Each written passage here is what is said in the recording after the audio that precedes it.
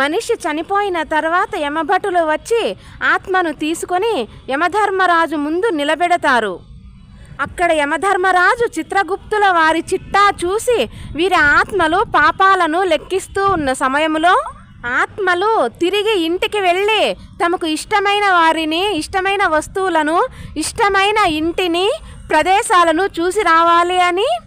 యమధర్మరాజు వద్ద అనుమతి తీసుకొని ఇంటికి వచ్చిన ఆత్మలు బ్రతికి ఉన్నప్పుడు తాము ఏమి పని చేసేవాళ్ళో ఆ ప్రదేశాలకు వెళ్ళి ఆ పని చేయటానికి ప్రయత్నిస్తాయి. తాము బ్రతికి ఉన్నప్పుడు ఎక్కడ కూర్చునే వాళ్ళో ఇంట్లో ఆ ప్రదేశంలో కూర్చొని తమకు ఇష్టమైన కుర్చీలు, ఇష్టమైన దేవుని పూజా గది, ఇష్టమైన వంట గది ఇవన్నీ చూసి బ్రతికి ఉన్నప్పుడు ఎలాంటి అనుభూతులు పొందేవాళ్ళో తన బంధువులకు, కుటుంబ సభ్యులకు, రక్త సంబంధీకులకు చెప్పితే వారికి ఏమీ అర్థం కాకపోవడంతో తిరిగి యమభటులతో కలిసి నరకానికి వెళ్ళిపోతుంది ఆ ఆత్మ.